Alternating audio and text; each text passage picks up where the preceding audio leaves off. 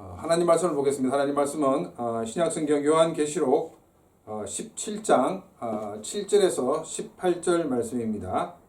신약성경 요한계시록 17장 7절에서 18절 말씀을 제가 봉독하도록 하겠습니다. 천사가 이르되 왜 놀랍게 여기냐? 내가 여자와 그가 탄 7머리와 10뿔 가진 짐승의 비밀을 내게 이르리라. 내가 본 짐승은 전에 있었다가 지금은 없으나 장차 무지갱으로부터 올라와 멸망으로 들어가는 자니 땅에 사는 자들로 창세 이후로 그 이름이 생명책에 기록되지 못한 자들이 이전에 있었다가 지금은 없으나 장차 나올 짐승을 보고 놀랍게 여기리라. 지혜인 뜻이 여기 있으니 그 7머리는 여자가 앉은 7산이요 또 7왕이라. 5은 망하였고 하나는 있고 다른 하나는 아직 이르지 아니하였으나 이러면 반드시 잠시 동안 머무르리라. 전에 있었다가 지금은 없어진 짐승은 8째 왕이니 7 중에 속한 자라. 그가 멸망으로 들어가리라. 내가 보던 10뿔은 10왕이니 아직 나라를 얻지 못하였으나 다만 짐승과 더불어 임금처럼 한동안 권세를 받으리라. 그들이 한 뜻을 가지고 자기의 능력과 권세를 짐승에게 주더라. 그들이 어린 양과 더불어 싸우려니와 어린 양은 만주의 주시요 만왕의 왕이시므로 그들을 이기실 터이요 또 그와 함께 있는 자들은 곧 부르심을 받고 택하심을 받은 진실한 자들도 이기리로다. 또 천사가 내게 말하되 내가 본 바 음녀가 앉아있는 물은 백성과 무리와 열국과 방언들이니라. 내가 본 바 이 10뿔과 짐승은 음녀를 미워하여 망하게 하고 벌거벗게 하고 그의 살을 먹고 불로 아주 사르리라. 이는 하나님이 자기 뜻대로 할 마음을 그들에게 주사 한 뜻을 이루게 하시고 그들의 나라를 그 짐승에게 주게 하시되 하나님의 말씀이 응하기까지 하심이라. 또 내가 본 그 여자는 땅의 왕들을 다스리는 큰 성이라 하더라. 아멘. 살아가는 동안 놀란 일들이 어느 정도 있습니까? 물론 이렇게 멍하고 있는데 누군가 갑자기 탁 쳐서 깜짝 놀라는 것은 재해로 합니다. 보통 우리가 놀랐던 일들을 되짚어 보면 자신이 생각했던 이상의 것을 보았거나 들었을 때입니다. 자신이 생각했던 것보다 그 이하일 경우에는 놀랐다는 말보다는 물론 생각했던 그 이하이기 때문에 놀랐겠지만은 이때는 실망했다는 말을 사용합니다. 음녀가 짐승을 타고 있고 그 짐승의 몸에는 하나님을 모독하는 말이 가득한 것을 보고 요한은 너무나 놀랐던 것입니다. 7절 말씀 보겠습니다. 천사가 이르되 왜 놀랍게 여기느냐? 내가 여자와 그가 탄 7머리와 10뿔 가진 짐승의 비밀을 내게 이르리라. 천사는 요한에게 왜 짐승과 그 짐승을 탄 음녀를 보고 놀라냐고 말하면서 여자와 그 짐승의 비밀을 알려주겠다라고 말하고 있습니다. 여러분은 이 7절을 읽으면서 무엇을 느꼈습니까? 여자와 짐승이 가진 이 비밀이 아주 엄청난 것으로 보여집니까? 아니면 별것 아닌 것으로 보여집니까? 천사는 요한에게 짐승과 음녀가 별것이 아니라는 것을 말하고 있습니다. 천사는 요한에게 왜 놀랍게 여기겠느냐라고 반문을 하고 있는 것입니다. 놀랄 일이 아니라는 것입니다. 여자와 짐승의 실체를 알고 나면 별것 아닌 존재라는 것을 알게 될 것이다 라고 말을 하고 있는 것입니다. 8절 말씀입니다. 내가 본 짐승은 전에 있었다가 지금은 없으나 장차 무지갱으로부터 올라와 멸망으로 들어갈 자니 땅에 사는 자들로서 창세 이후로 그 이름이 생명책에 기록되지 못한 자들이 이전에 있었다가 지금은 없으나 장차 나올 짐승을 보고 놀랍게 여기리라. 요한이 본 이 짐승과 이 음녀에 대해 놀랄 이유가 없는 것은 요한이 본 이 짐승은 전에 있었다가 지금은 없기 때문입니다. 지구상의 모든 사람들이 이 코로나로 1년 6개월 이상 모두 이렇게 고생을 하고 있습니다. 코로나가 더 무섭다고 생각됩니까? 아니면 천연두가 더 무섭다고 생각이 듭니까? 천연두가 더 무섭다라고 생각하시는 분은 천연두가 무엇인지 알고 계신 분들입니다. 그런데 우리가 실제로 느껴지는 것은 천연두보다 코로나가 더 무섭게 느껴진다는 것입니다. 그 이유는 무엇입니까? 천연두는 수십 년 동안 지구상에 발생하지 않았습니다. 그래서 이 전염병 리스트에도 이미 없어졌습니다. 오래전에 보도에 의하면 이 천연두 백신을 가지고 있는 나라는 러시아 연구소밖에 없다라는 것 같은 보도를 보았습니다. 천연두가 치명률이 엄청나게 높아도 거의 사라진 것으로 보기 때문에 천연두를 무서워할 이유가 없는 것입니다. 그런데 코로나는 어떻습니까? 지금도 계속 변이가 되어서 감염을 시키고 있습니다. 또 이 코로나를 치료하는 치료약도 아직까지 개발되고 있지 않았기 때문에 천연두보다도 더 무서운 것입니다. 이처럼 짐승은 과거에는 존재했지만 지금은 존재하지 않는 존재라는 것입니다. 짐승이라는 존재는 사탄의 대행자였습니다. 우리는 계시록에서 바다에서 올라온 짐승과 땅에서 올라온 짐승을 보았습니다. 바다에서 올라온 짐승은 사탄의 대행자이고 또 땅에서 올라온 짐승은 바다에서 올라온 짐승의 대행자로서 짐승의 선지자 역할을 한다라고 말씀을 드렸습니다. 바다에서 올라온 짐승이든지 땅에서 올라온 짐승이든지 그 정점에는 사탄이 있는 것입니다. 이 사탄은 예수님이 십자가에 죽으시고 부활하심으로 완전히 패배하게 되었던 것입니다. 제가 여러분 말씀을 드렸던 2차 세계대전의 승리를 이끈 이 노르망디 상륙작전, 그것을 기억하고 계실 것입니다. 노르망디 상륙작전으로 연합군의 승리가 되었습니다. 이처럼 예수 그리스도의 십자가 사건은 사탄의 권세를 완전히 꺾어놓는 결정적인 것이 되어서 사탄은 더 이상 힘을 쓸 수 없는 존재가 되었던 것입니다. 짐승의 정점에 있는 사탄이 이런 상태에 있기 때문에 짐승은 더 이상 존재하지 못하게 되었던 것입니다. 우리 크리스천들이 이 땅에 살 때 담대히 살아야 하는 이유는 우리를 삼키려는 세력은 이미 존재하지 않는 허상이기 때문입니다.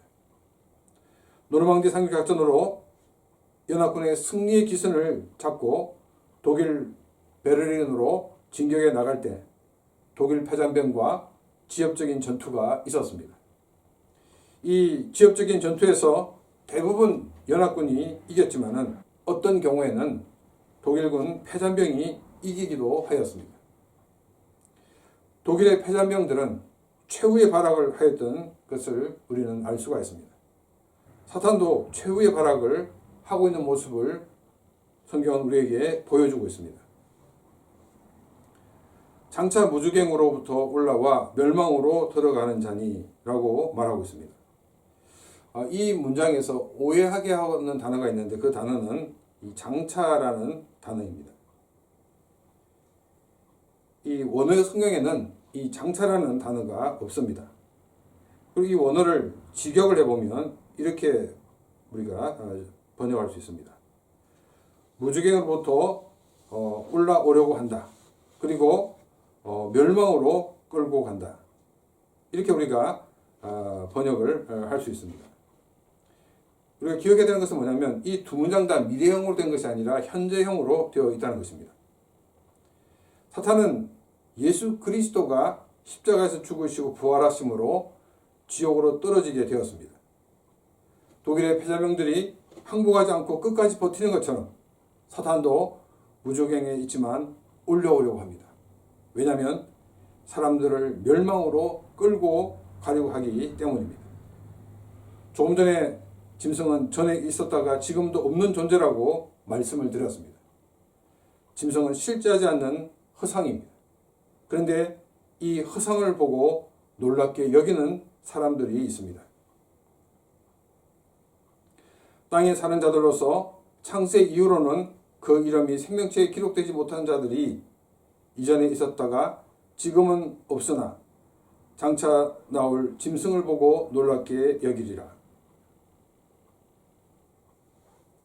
로마의 권력이 또 크리스찬들을 박해하는 세력이 크리스찬들의 목숨을 쥐고 흔들 수 있는 것처럼 보이지만 실제로는 허상에 속은 사람들이 그 허상에 놀아나고 있는 것입니다. 그럼 누가 이 허상인 짐승에 놀아나고 있습니까? 성경은 이렇게 말하고 있습니다. 땅에 사던 자들로서 창세 이후로 그 이름이 생명책에 기록되지 못한 자라고 말하고 있습니다. 그러면 누가 생명책에 그 이름이 기록되었습니까? 예수 그리스도의 공로를 힘입은 자들, 예수 그리스도의 공로를 믿음으로 받은 자들의 이름이 생명책에 기록되어 있습니다.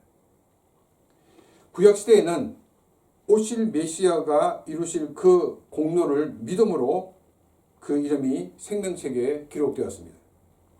신약시대 이후에는 구약에서 예언하고 있던 예수 그리스도가 오셔서 이뤄놓으신 십자가와 부활을 믿음으로 그 이름이 생명책에 기록되는 것입니다. 예수 그리스도의 십자가의 공로를 모르는 자는 허상을 보고 두려워하고 허상을 신으로 착각하고 신으로 숨기게 되는 어리석은 삶을 살게 되는 것입니다. 삼위일체 하나님의 제2위이신 성자 예수 그리스도가 나의 죄를 위해 인간으로 오셔서 나의 죄를 지고 십자가에 죽으셨음을 믿습니까?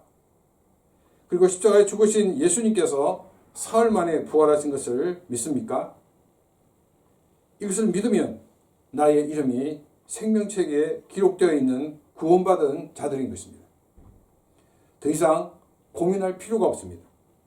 예수님의 공로를 믿고 있으면서 내가 과연 구원을 받은 자인가? 라고 의심할 필요가 없다는 것입니다. 그리고 예수 그리스도의 십자가의 공로를 믿고 있으면서 내 이름이 과연 생명책에 기록되었을까 의심하지 말라는 것입니다. 이러한 의심은 하나님의 말씀인 성경을 믿지 않고 있다는 증거입니다. 성경은 예수님의 공로를 믿으면 구원을 받는다라고 말하고 있습니다. 예수님의 공로를 믿으면 생명책에 그 이름이 기록되었다라고 말하고 있습니다. 나의 감정이나 나의 체험을 믿지 마시고 하나님의 말씀인 성경 말씀을 믿으시기를 바랍니다.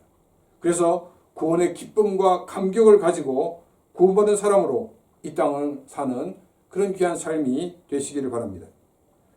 구원받지 않은 사람들은 허상을 무서워하고 허상을 따릅니다.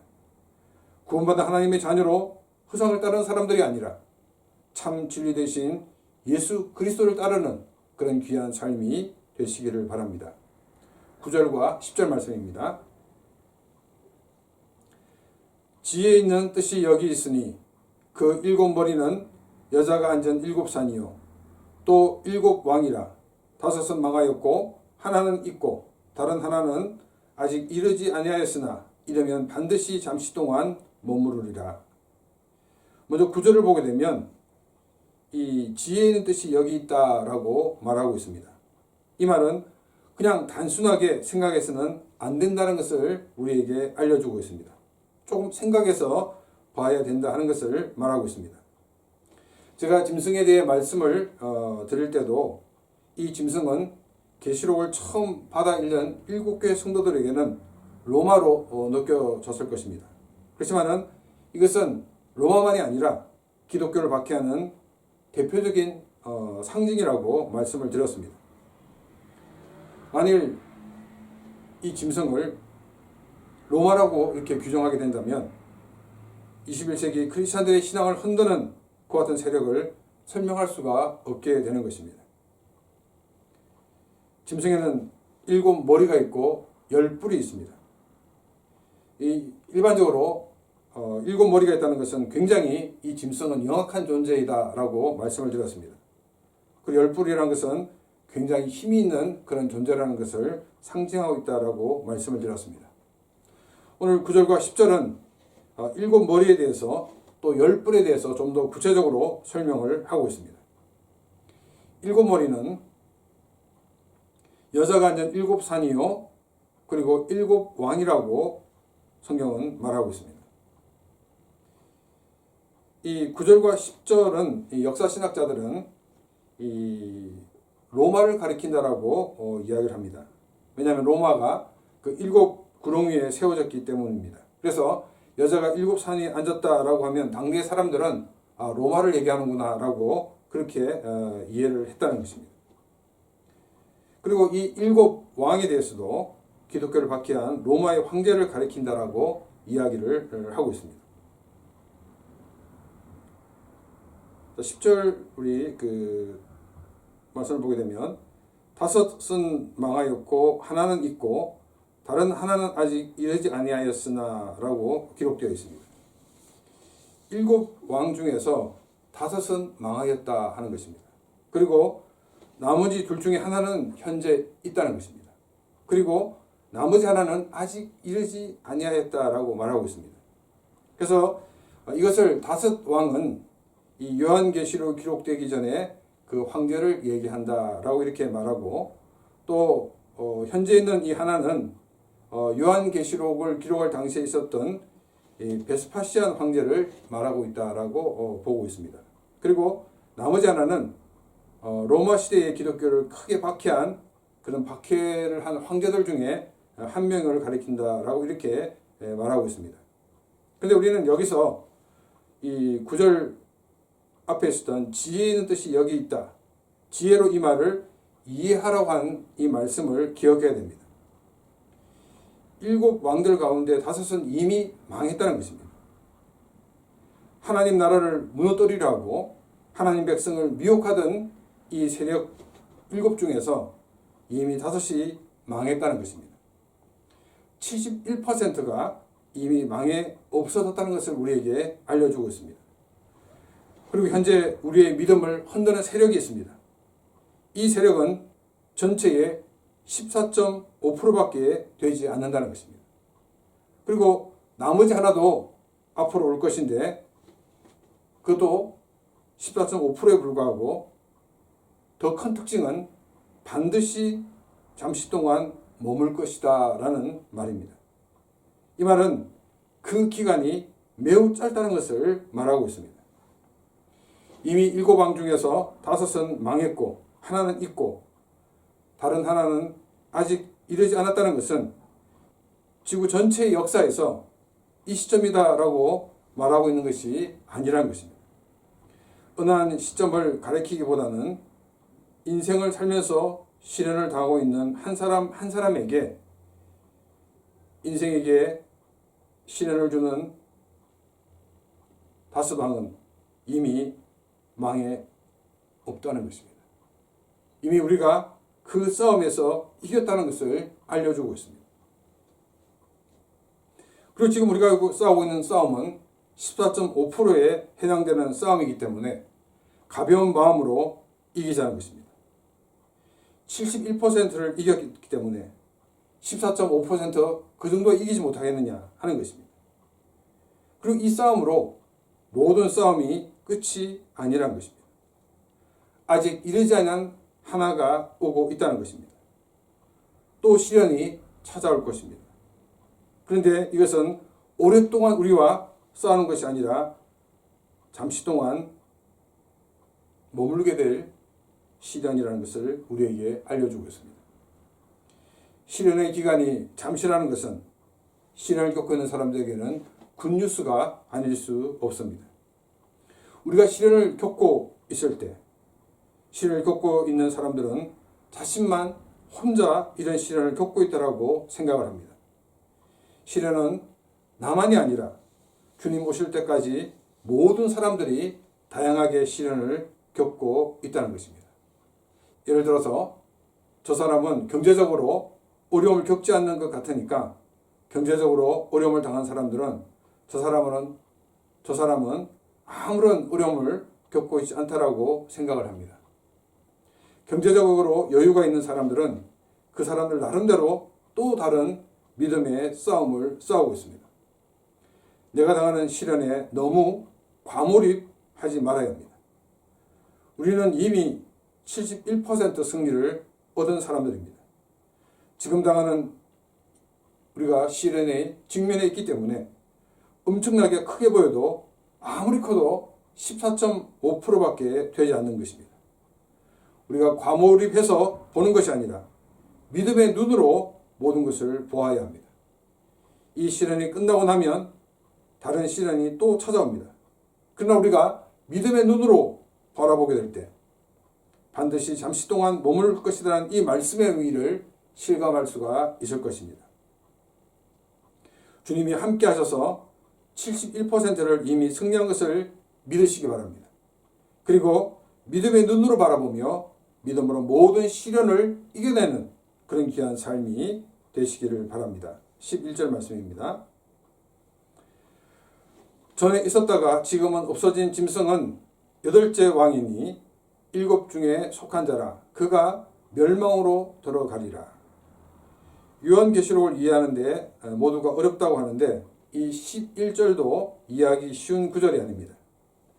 이 11절에 나오는 이 8번째 왕을 마지막 때, 즉 이 종말 직전에 나타날 적그리스도로 해석하는 분들이 많이 있습니다. 이런 해석을 하는 이유는 계시록은 예수님이 재림하실 어떤 특정 시기 직전에 일어날 일이 기록되었다라는 선입관을 가지고 있기 때문입니다. 계시록은 예수님이 반드시 재림하시다는 것을 우리에게 말하고 있습니다. 재림 직전에 일어날 일은 어떤 특정한 시기를 말하는 것이 아니라 주님 승천 이후에 복음이 확산되고 이 복음으로 인해 박해를 받게 될 것이라는 것입니다. 이러한 박해 가운데 우리가 믿음으로 승리해야 되는 이유는 주님이 반드시 재림하시기 때문이라는 것입니다. 고난 가운데 다시금 오실 주님의 재림을 기대하면서 이기라는 것이 바로 이 계시록의 메시지입니다. 2절에서 짐승은 전에 있었다가 지금은 존재하지 않는 존재, 즉 허상이라고 말씀을 드렸습니다. 그런데 이 허상인 짐승이 8번째 왕이라고 말하고 있습니다. 짐승의 머리의 수가 몇입니까? 7입니다. 그런데 이 머리는 7밖에 없는데 8번째 왕이라는 것입니다. 짐승에게 또 짐승의 머리 수로서 8은 허수입니다. 짐승은 허상이고 헛소라는 것입니다. 앞으로 뭔가 대단한 것이 있을 것 같은데 아무것도 아니라는 것입니다. 허상이자 헛수인 이 짐승은 7 중에 속한 자라고 말하고 있습니다. 7은 이미 71%가 망하고 없습니다. 현재 14.5%도 곧 없어질 것이고 나머지 14.5%도 빨리 없어질 그런 속성을 가졌다라고 말하고 있습니다. 그러면서 그가 멸망으로 들어가리라고 성경은 말하고 있습니다. 허상과 허수는 아무것도 아닌 것입니다. 그런데 이 아무것도 아닌 것에 우리의 믿음이 흔들려 믿음에서 떠난다면 허상과 허수에 속한 것이 멸망으로 들어가는 것처럼 함께 멸망의 자리에 떨어질 수 있다는 것입니다. 12절입니다. 내가 보던 열불은 열왕이니 아직 나라를 얻지 못하였으나 다만 짐승과 더불어 임금처럼 한동안 권세를 받으리라. 12절은 짐승에게 있는 열불에 대해서 이야기를 하고 있습니다. 이 열불은 열왕이라고 소개하고 있습니다. 그리고 현재 권력을 이 손에 넣지 못하고 있는 상태라고 말하고 있습니다. 이 열왕에 대해서 1980년대의 그 세대주의자들은 이유가 바로 이 계시록에서 말하는 열불, 열왕이다라고 말을 하였습니다. 그리고 바로 이 이유가 적그리스도의 국가가 될 것이다라고 말을 하였습니다. 그런데 지금 EU 나라가 몇이냐면 27개 국가입니다. 이걸 볼 때 이 10개의 나라가 EU다. 그 나라가 적그리스도 된다. 이런 해석이 얼마나 잘못되었고 얼마나 위험한지를 보여주고 있는 대표적인 예라고 말씀을 드릴 수 있습니다. 열불, 즉 열왕은 아직 힘을 얻지 못해서 기독교를 그리고 크리스천들을 박해하지 못하는 세력들을 말하고 있습니다. 짐승의 7머리로 크리스천들에게 시련은 끝이 아니라는 것입니다. 주님이 다시 오실 때까지 끊임없이 믿음을 흔들려는 세력들이 등장할 것을 우리에게 말하고 있습니다. 이 세력은 자기 스스로의 힘으로 힘을 가지게 된 것이 아니라 짐승과 더불어 임금처럼 한 권세를 받게 될 것이라고 말을 하고 있습니다.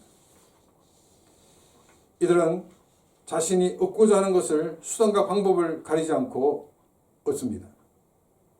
자기가 얻고자 하는 것을 얻기 위해서는 양심도 버리고 도덕도 버리는 모습을 보여줍니다.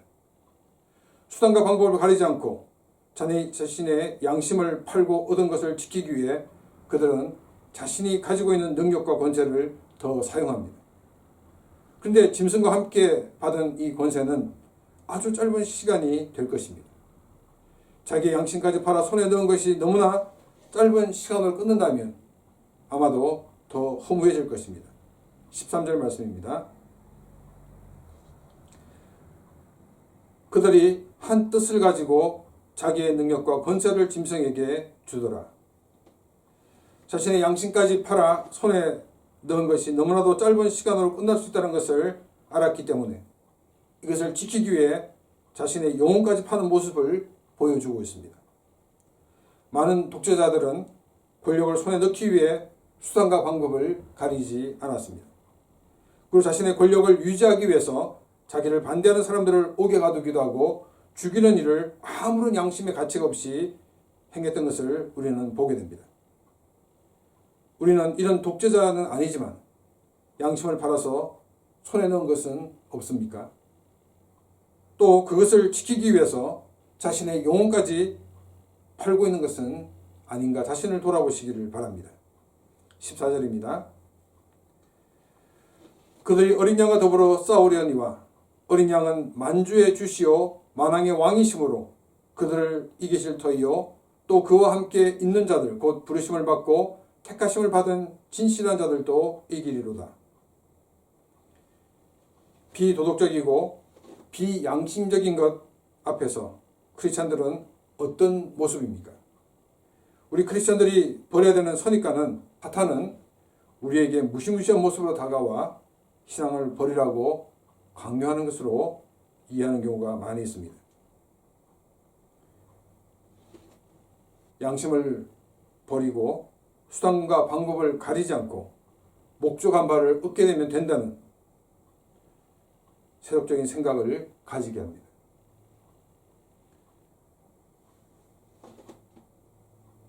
성공하는 것이 하나님의 영광을 위한 것이라고 쇠뇌를 하기도 합니다.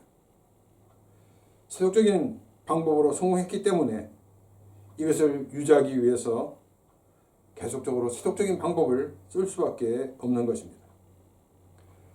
세속적인 방법으로 성공한 다음 정신을 차리고 하나님의 원리대로 살려고 한다면 내가 지고 있는 모든 것을 버리고 다시금 시작을 해야 됩니다. 세속적인 방법으로 얻었던 모든 것을 놓아야 합니다. 하나님의 방법으로 다시금 시작을 해야 하는 것입니다. 그런데 세속적인 방법으로 얻은 것을 포기할 수가 없습니다. 그래서 세속적인 방법이 성경적인 것처럼 둔갑을 시키려고 하고 있습니다. 이것은 어린 양이신 예수님과 싸우려는 태도입니다. 세속적인 것을 포기하지 못하는 사람들은 어린 양이신 예수님이 어떤 분인지를 모르는 사람들입니다. 요한은 어린 양은 만주의 주시요 왕 중의 왕이라고 말하고 있습니다. 만주의 주, 왕의 왕이신 예수님이시기 때문에 하나님의 방법을 버리고 사는 모든 사람들은 이 어린 양이신 예수님과 싸워서 이길 수가 없는 것입니다. 또 이 승리는 주님의 것만이 아니라고 성경은 말하고 있습니다. 주님과 함께 있는 자들이 이길 것이라고 말씀하고 있습니다. 누가 주님과 함께 하고 있습니까? 주님과 함께 하고 있는 사람은 먼저 부르심을 받은 사람들입니다. 두 번째로 주님과 함께 이기는 사람은 택하심을 받은 사람들입니다. 세 번째, 주님과 함께해서 이기는 사람들은 진실한 사람들입니다. 그래서 부르심을 받았다, 또 택하심을 받았다는 것은 구원의 주체자가 하나님이시라는 것을 말하고 있습니다. 우리의 수고와 노력에 의해 구원받은 것이 아니라 하나님의 뜻에 따라 하나님의 은혜로 구원받은 것을 말하고 있습니다. 자신의 힘으로 구원받으려고 하는 사람은 이길 수가 없습니다. 늘 패배할 수밖에 없는 것입니다. 주님의 은혜로 늘 승리하는 삶이 되기를 바랍니다. 여기 진실한 자라는 말은 이 원어에서는 신실하다라는 뜻입니다. 신실하다는 말은 충성스럽다는 것입니다.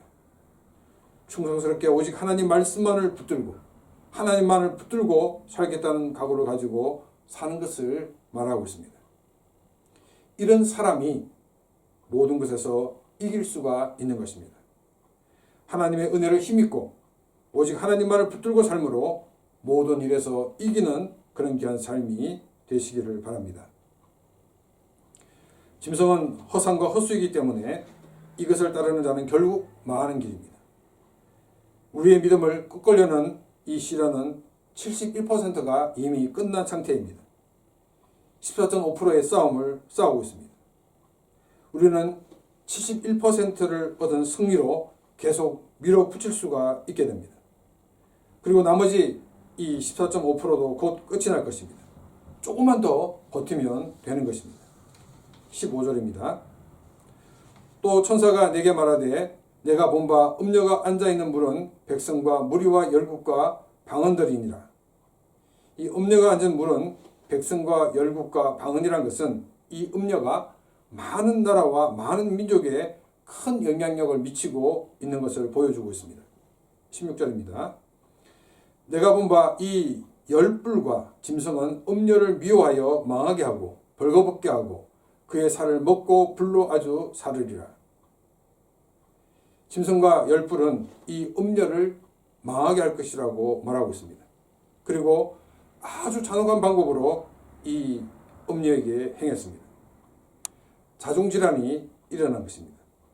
하나님께서는 분열이라는 도구를 가지고 하나님을 향해 대적하는 세력들을 꺾어 버리시는 것을 우리에게 보여주고 있습니다. 음녀의 덕을 보았던 열불과 짐승이 오히려 음녀를 향해 이런 일을 행할 것이라고는 아무도 생각하지 못했던 것입니다. 17절입니다. 이는 하나님이 자기의 뜻대로 할 마음을 그들에게 주사 한 뜻을 이루게 하시고 그들의 나라를 그 짐승에게 주게 하시되 하나님의 말씀이 응하기까지 하심이라. 열불과 짐승이 한 마음이 되어서 음녀를 치도록 하나님께서 주셨다는 것입니다. 서로 먹고 먹히는 관계에 두심으로 악이 어느 정도 이상은 잘하지 못하게 하고 계시는 것을 우리는 보게 됩니다. 18절입니다. 또 내가 본 그 여자는 땅의 왕들을 다스리는 큰 성이라 하더라. 천사는 이 요한에게 음녀가 무엇인지를 말하고 있습니다. 땅의 왕들이 다스리는 큰 성이라는 것입니다. 이 큰 성은 아무리 위대해 보여도 왕들에 의해서 먹고 먹히는 먹잇감에 불과하다는 것입니다. 아시리아라는 나라가 세계를 제패하였습니다. 그러나 이 아시리아는 바벨론에 의해서 멸망하였습니다. 바벨론은 페르시아에 의해서 멸망되었습니다. 페르시아가 바벨론의 수도를 공격할 때 성 안에 있던 사람들이 성문을 열어서 페르시아 사람들은 전쟁하지 않고 싸우지 않고 그 바벨론 수도를 점령했던 것을 우리는 보게 됩니다. 강한 바벨론이 너무나도 어처구니 없이 무너져 버리고 말았던 것입니다. 페르시아는 그리스에 의해 멸망되었습니다. 그리스는 로마에 의해 멸망되었습니다. 로마는 이민족의 침략으로 찢어져서 역사에서 사라지게 되었습니다. 그 어떤 나라라고 하더라도, 그 어떤 세력이라 하더라도 하나님 원리에 도전하게 되면 한순간에 역사에서 사라지고 만다는 것을 잊어서는 안 된다는 것입니다. 짐승은 허상이며 허수입니다. 왜냐하면 짐승을 실제로 조종하는 사탄은 예수님의 십자가의 사건으로 이미 패배했기 때문입니다. 그런데 이 그리스도인들을 박해하는 로마나 또 다른 많은 세력들은 허상과 허수로 보이지 않습니다. 실제로 보여집니다. 그래서 많은 사람들이 로마 황제 숭배와 음행에 참여하고 또 세상의 원리를 따라가게 되는 것입니다. 그러나 생명책에 그 이름이 기록된 사람은 이 허상과 허수에 미혹되지 않고 세상의 원리를 따르지 않고 믿음을 지키며 승리하는 삶을 살 수가 있습니다. 시련은 이번으로 끝이 아닙니다. 주님이 다시 이 땅에 오실 때까지 다양한 모습으로 찾아올 것입니다. 시련은 예수를 믿으면 순교를 당한다는 극단적이고 또 직접적인 위험만이 아니라 목적을 성취하기 위해 양심을 팔라는 유혹의 목소리도 있습니다. 이 유혹의 목소리는 우리의 신앙을 위협하는 것이라고 심각하게 많은 사람들이 고민하지 않고 있습니다. 하나님의 사람으로 하나님의 원리에서 벗어나는 것은 죄입니다. 그래서 죄라는 단어에는 표적에서 벗어났다라는 것 같은 뜻도 있는 것입니다. 양심을 팔고 하나님의 원리를 벗어나 성공하자는 이 유혹은 우리의 신앙을 흔드는 아주 위험한 소리인 것입니다. 이러한 유혹에 넘어가 우리의 양심을 팔아 얻게 된 것은 자신의 손에 너무 짧게 머문다는 것을 알게 됩니다. 이제는 양심을 팔아 얻은 것을 지키기 위해 영혼을 팔라고 유혹을 할 것입니다. 이런 삶은 만주의 주이시고 만왕의 왕이신 하나님과 적대적인 입장에 서는 삶인 것을 우리에게 말하고 있습니다. 요한계시록을 통해 허상과 허수에 속아 우리의 신앙을 팔아버리는 삶이 되어서는 안 된다고 성경은 우리에게 말하고 있습니다. 하나님을 대적하는 세력들은 자정질환에 의해서 곧 무너져 버리고 말 것입니다. 우리는 조금만 더 인내하며 기다리면 되는 것입니다. 짐승은 허상과 헛수이고 음료는 뺏고 빼앗기는 먹잇감에 불과하다는 것입니다. 내가 하나님의 은혜로 구원받은 사람임을 늘 인식하시기를 바랍니다. 구원받은 하나님의 사람으로 하나님의 방법으로 사는 삶이 되시기를 바랍니다. 이 길이 가장 지름길입니다. 세상을 이기신 주님과 함께 있는 자들이 되어 우리의 삶에서 늘 승리하는 그런 귀한 삶이 되시기를 바랍니다. 이 시간 우리가 하나님의 말씀을 기억하며 같이 기도드리겠습니다.